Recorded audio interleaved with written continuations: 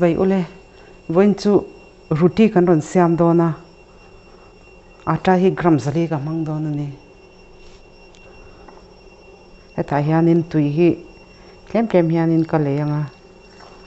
chi te kha ka tel lo du tan chuan chi te kha tel theya a hlang top hianin ka ron siam dona kuthi a ber du lu tuka tira chuan ti han fianin ka chokani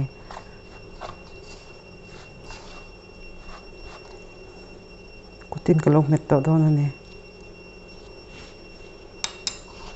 ne dewa met to rania anem lu tuk khan kan met lawanga a khong lu tuk pok ha a tha chuang lawa a tok hi omvea hetianga ne dewa kan met hi chuanin ata kan noi huna khan a sir porte kha om lawa a sir vela kai ho hi a ata hianin kan zut fai anga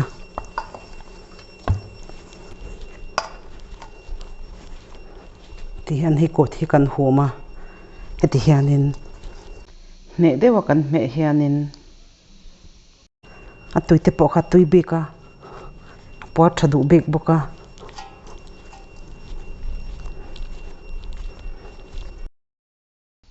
ti hian ka lo met zo to a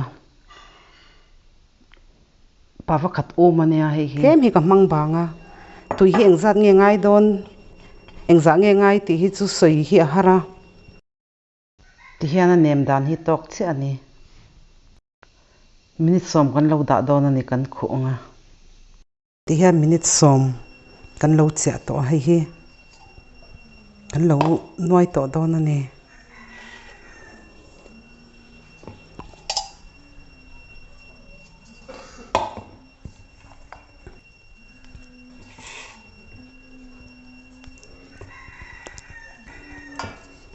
ti hianin kan duang tiat khanin kan lo siama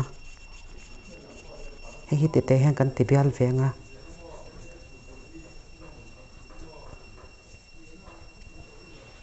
ata hi kan zuk pat le anga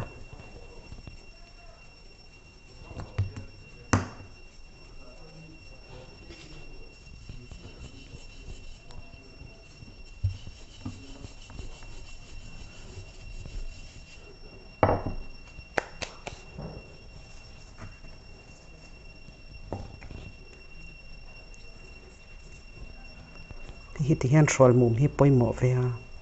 a bial le bial lo tur khai hianin a hril ve lu tuka ti hianin ata kan zuk tat le thenanga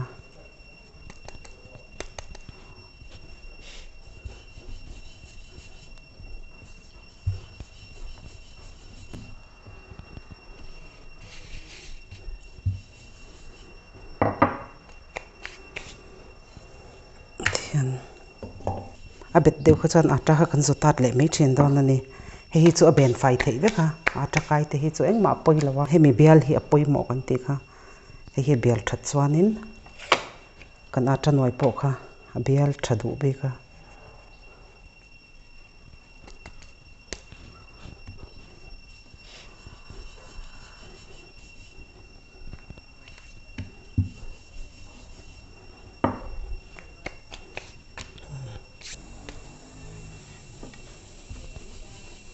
te ata kan han noi hianin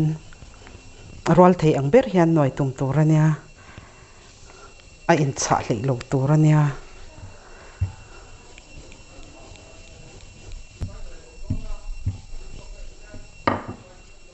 ti hian aba khi kalo noayang gesi ko on to ami hi ami dia ma khan khata thirbel po hi kan na torbel po hi asato a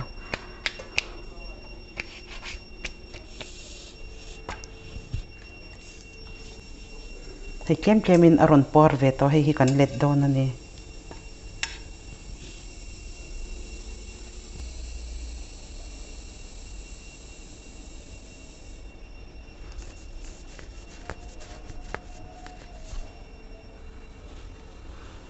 gesi ti hian ami dia ma ka da a hei po hi ron por ve tek to a hian voi khat ka let le anga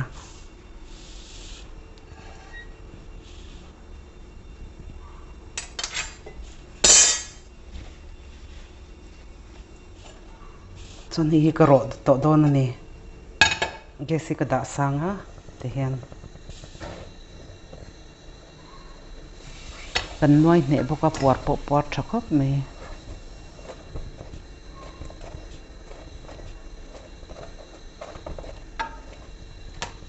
a travel te lok om ve a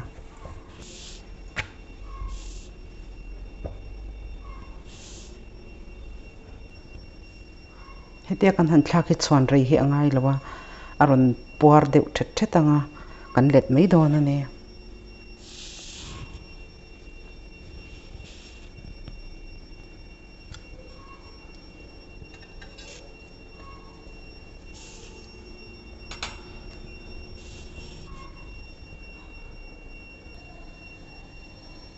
ti hianin aron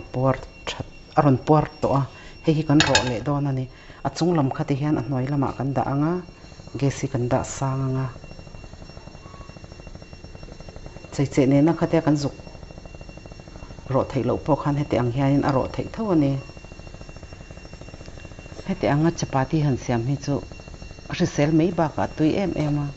a hang dep me ne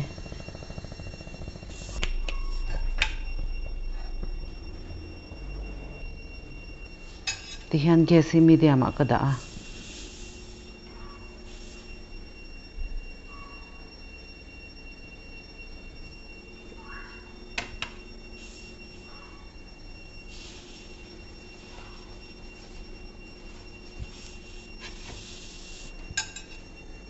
kan ret leng hi puan nen ti hian anem por thei thawa ro kher lo po khanin amin thei vek ani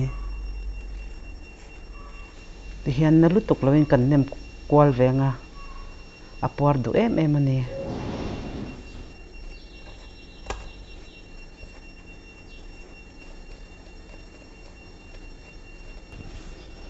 po hi min to a kan lo phur chak lenga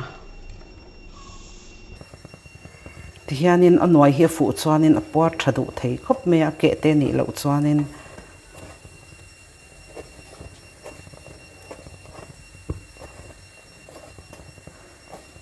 thian hi po hi lo min le to a ti hian kan ata siam kha puan hian kan tuam don ani te khanin a hu te khami a tui por om thin ang kha puan a tuam hi chuan om lo ta hetia da tha thianin anem rei mei ba ka alum rei boka thain ti zong te ni chuan in lo siam ve don ania ka channel min lo thlir saka wangin kalome